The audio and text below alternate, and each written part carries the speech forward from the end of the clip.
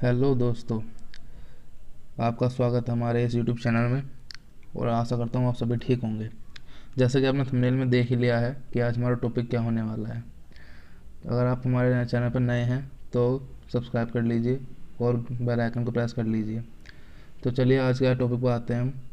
जैसा कि आपने कभी महसूस किया होगा कि आप रात में अचानक नींद से जाग गए हों और महसूस किया हो कि आप अपने हाथ और पैर हिला नहीं पा रहे हैं, अपना सिर उठाने की कोशिश कर रहे हैं पर अपनी जगह पर जम गया लग रहा है।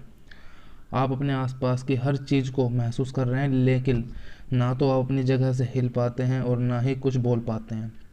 ऐसा लगता है कि आप ज़ोर से चिल्लाना चाह रहे हैं पर गले से आवाज़ नहीं निकल रही है। सीने पर कुछ भारी सा सामान रख दिया गया हो या कोई बैठ गया है। कई बार आपको अजीब सी चीज़ें दिखाई और सुनाई भी पड़ने लगती हैं।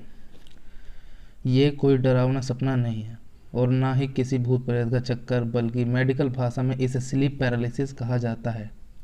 यह तब होता है जब आपका दिमाग का कुछ हिस्सा जगा होता है, जबकि शरीर का नियंत्रित करने वाला कुछ हिस्सा अब भी सो रहा है। यह अक्सर सोने और जगने की अवस्था के बीच घटित होता है। जब आप हिलने डुलने की कोशिश करते हैं तो कई सेकंडों तक या मिनटों तक आप हिलने डुलने में असमर्थ होते हैं। इसी स्थिति में या तो आप पूरी तरह से आपको अपना जगाना पड़ता है या फिर से नींद में जाना पड़ता है।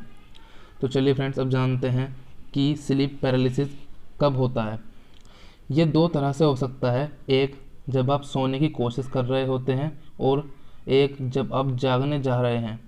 सोते वक्त अगर ऐसी स्थिति बनती है तो इसे हिप्नैगोगिक स्लीप पैरालिसिस कहते हैं, और अगर यह जगने के दौरान होता है तो इसे हिप्नोपोम्पिक स्लीप पैरालिसिस कहा जाता है।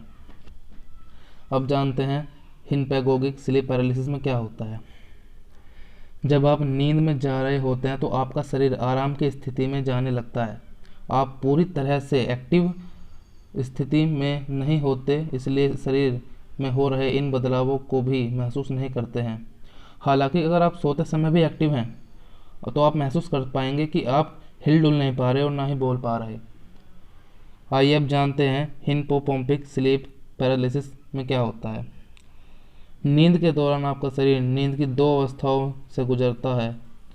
एक REM रैपिड आई मूवमेंट और NREM non rapid eye movement. नींद का REM और NREM शाम के समय करीब 90 मिनट का होता है। सबसे पहले NREM शाम के समय की नींद होती है, जो आपकी पूरी नींद का 75% होती है। इसी दौरान आपका शरीर रिलैक्स होता है। फिर आप NREM से REM नींद वाले फेज़ में चले जाते हैं और आपकी आँखों की गतिविधियाँ तेज हो जाती हैं। इसी दौरान आप सपने देखते हैं, हालांकि शरीर के बाकी हिस्से आराम कर रहे होते हैं।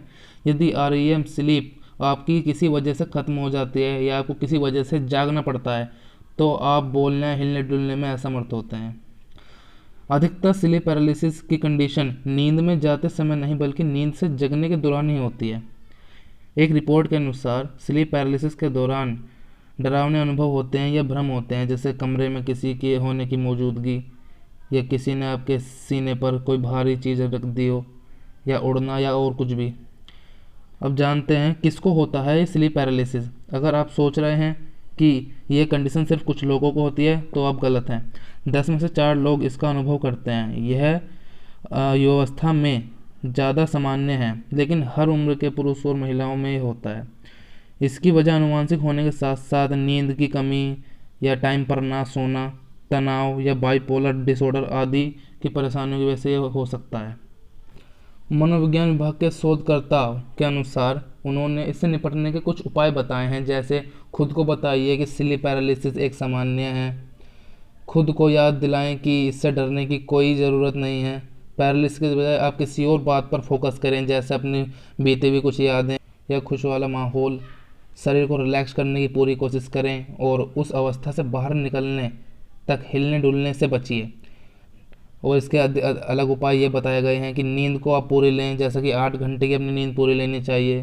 तनाव कम करना चाहिए, और यदि फिर भी आपको इस बीमारी लगातार हो रही है तो डॉक्टर से सलाह लेने के लिए बोला जाता है। आई होप आपको ये वीडियो पसंद आई होगी, तो इसको लाइक और शेयर करें।